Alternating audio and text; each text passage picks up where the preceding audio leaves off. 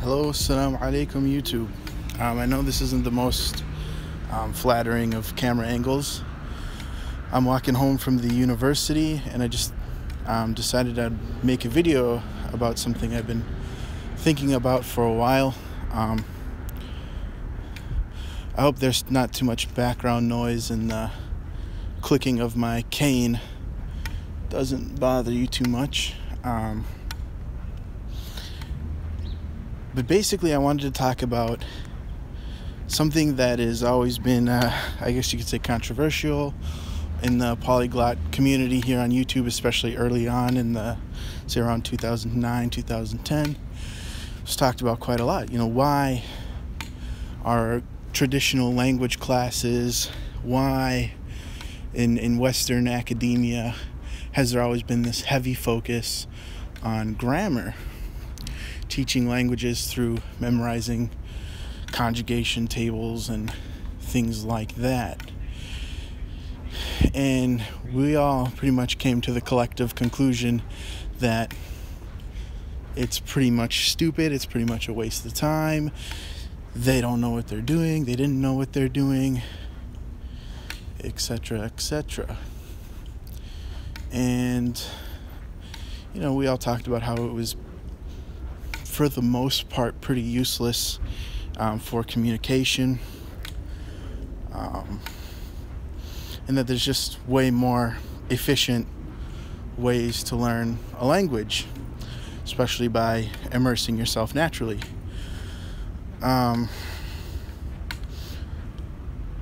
Basically, now that I'm in graduate school here at the University of Chicago, I have a lot more perspective and understand, I guess you could say, the history of why that happened and why that is the case, that there's such a heavy focus on grammar. And although that's gone away now at most universities in their language classes to a certain extent, there are still classes with that focus. And I'm taking one right now, Arabic, like intensive class that goes for 1 year and is supposed to bring you, cover 2 years in 1 year basically, and it's all focusing on grammar. And for those of you who've learned Semitic languages, know that grammar in Semitic languages is highly complex as is. And basically the reason for this phenomena, especially in the early 20th century, even the 19th century, in other words, the 1800s and early 1900s, before the 50s. But I mean, even it seemed like, I guess this attitude lasted probably until the 70s and 80s. This grammar-focused attitude of language teaching. And that was because a lot of people that were interested in learning languages were Orientalists. And, of course, what do they study? They study, anything that's non-Western pretty much falls under the category of Orientalism, such as African languages and Middle Eastern languages and Asian languages, and they were philologically based, meaning that they used philology as their cornerstone or mainstay. And philology is basically studying texts linguistically, analyzing them linguistically in order to derive some information about these societies, about history, or whatever the case may be. And therefore, their objective in learning a language was reading the language and understanding texts.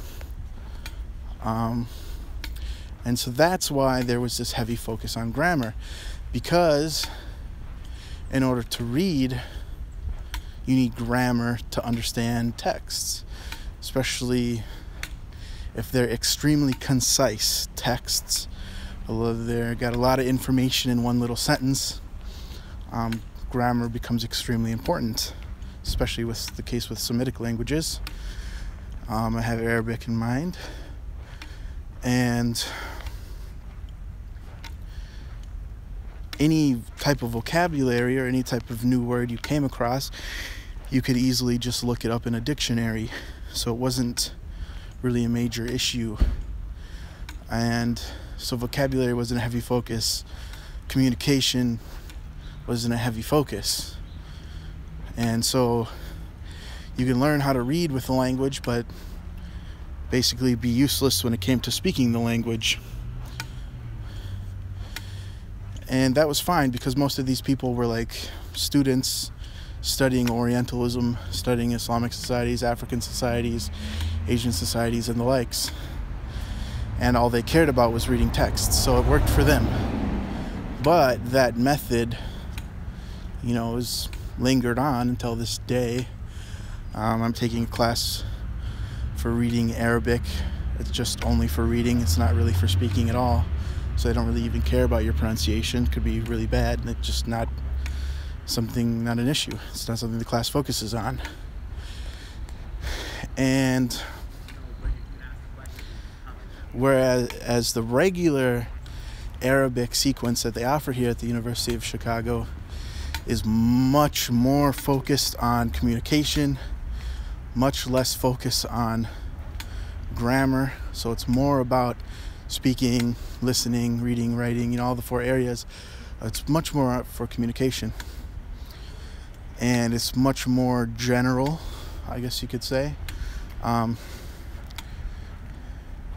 so those are the 2 contrasting ways in which languages are taught. And usually when you go to a language intensive course, like an intensive course that's over a summer or something like that, for like German or French or Arabic or what have you, they're usually heavily focused on grammar. And sorry, I'm just looking at my way here, which way to go. And I lost my train of thought. Because these summer courses are so heavily focused on grammar, don't really learn a lot of vocabulary from them. You don't really get that great at communication. Like for Arabic, I'm not really the greatest at speaking or having conversations, muhaddathat, but I'm really good at reading Arabic, and that's mostly what I use it for anyways, so that helps me the best. And I'm doing research in Arabic and those things, so just mainly I need to worry about reading. And I like to listen to lectures and that type of thing in Arabic too, so listening I'm fairly good at and got a lot of practice with. And I feel like my pronunciation or love is pretty all right. You guys can be the judge, I guess. But as far as producing, I'm not that great at speaking. I'm much better at writing than I'm speaking, because I write Arabic every day, mostly informally, just messaging people on the internet and things like that, or responding to comments here on YouTube and things like that. So I guess that's basically what I wanted to touch on, the fact, kind of the little bit of the history of the reason why people might have a grammar focus in learning their language, and predominantly that's used for getting good at reading the language. Whereas the communication aspect, where you kind of more immerse yourself in the language naturally, try to pick up patterns and grammar naturally, is more for communication. So it just depends on what your goal is in learning the language, or what we'd say in Arabic, qasd. What's your objective in learning a language? And so then I want to talk about the Arabic book that I said is the best book to learn Arabic, and it's called Durus al-Lugha al-Arabiyyah. And the reason that I consider it personally the best is because it combines those 2 aspects very well. So the first is 3 volumes. The first 2 volumes focus predominantly on communication and teaching you grammar without making you memorize rules. So it'll teach you the grammar in context, and it'll make it very easy to understand these rules without explicitly making you memorize certain rules. And that's the first 2 volumes. And there's lots of exercises that go along with it and that type of thing. So it's really useful in that aspect. And if you do the first 2 books, you'll be able to have pretty decent basic conversations and communication with people, especially if you're like a tourist or something. That'd be pretty handy. And then the 3rd book, which is the biggest volume, it's probably like as big as the first 2 combined. That volume, 3rd volume of Durus al-Lugha al-Arabiyyah, or the Al-Medina series, it goes very deep into the grammar. Because I mean, even if you're learning a language for the pure objective of communication and you're not terribly interested in reading, eventually you will have to get to the point where you're going to have to explicitly learn grammar rules. And that's more where I feel like I'm at, because for such a long time, since like 2010, 2011, I've been learning Arabic in a more natural way. Now I'm getting into the learning and memorizing the explicit grammar rules. And rote memorization is difficult for Westerners. It's not really a part of our education system too heavily, whereas in the Middle East it's used quite a lot. And so the 3rd volume of Durus al-Lugha al-Arabiyyah gets much deeper into these grammar rules and explains them very explicitly, and kind of more or less expects you to memorize them. And when you understand, especially with Semitic languages like Arabic, the grammar very deeply, it's much easier to not only understand the written word but also the spoken word. If someone is very proficient at Fusha, modern standard Arabic, they will speak in very complex way that is difficult to understand unless you have really mastered the grammar. So eventually everybody's going to have to come to that. It's just necessary, I think, if you want to be really proficient in any language. But I would definitely not recommend it for the beginner, because it can make things, rote memorization isn't fun. It's very monotonous. It's a lot of work. It's very difficult to do.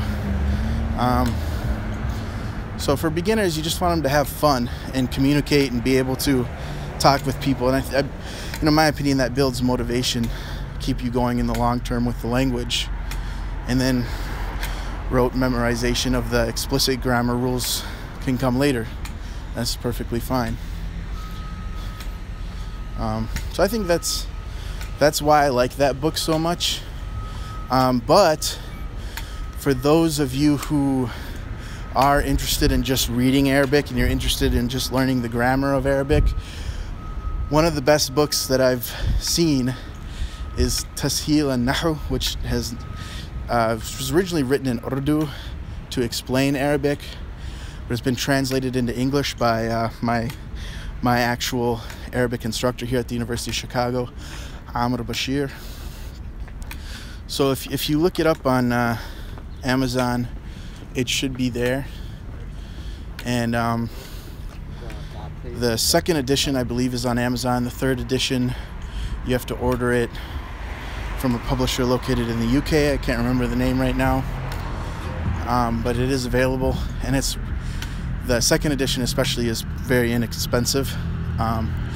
There's also another book called 10 Lessons of Arabic, or The Fundamentals of Classical Arabic, which are quite good for explicitly explaining grammar rules, if that's something you're interested in.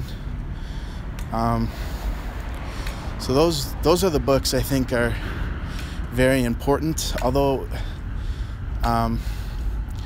for Arabic in particular, the most widely used book I think in the Arab world to explicitly, I guess, learn Arabic rules would be al-ajrumiyyah. And al-ajrumiyyah is a small matan, very small text that's meant to be memorized. So you'd say like al-kalamu huwa al-lafdhu wal-murakabu wal-mufidu bil-wada' wa aqsamuhu thalathatun ismun wa fi'lun wa harfun ja'a li ma'na. So it's kind of very concise like that, and it's meant to be memorized. And there's many shuruh, many commentaries that have been written on it, explaining it, from many different Arabic grammarians over, I guess you could say, the past millennia since the book's been written. Even by modern scholars like Ibn Uthaymeen and the likes. And also here at the University of Chicago, I mean, eventually I'm going to have to take courses for reading German and French, and so those I've looked at textbooks for that, and they're very heavily grammar focused, and because you're just expected to be able to look up vocabulary in dictionaries,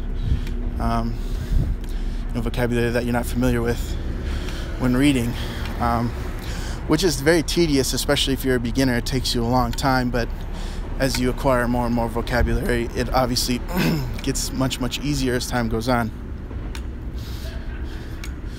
So sorry for being terribly long-winded like I always am. I guess I pretty much made all the points that I wanted to make. As always, if you have any questions, feel free to message me here on YouTube or on my Facebook page. Assalamu alaikum, bye-bye.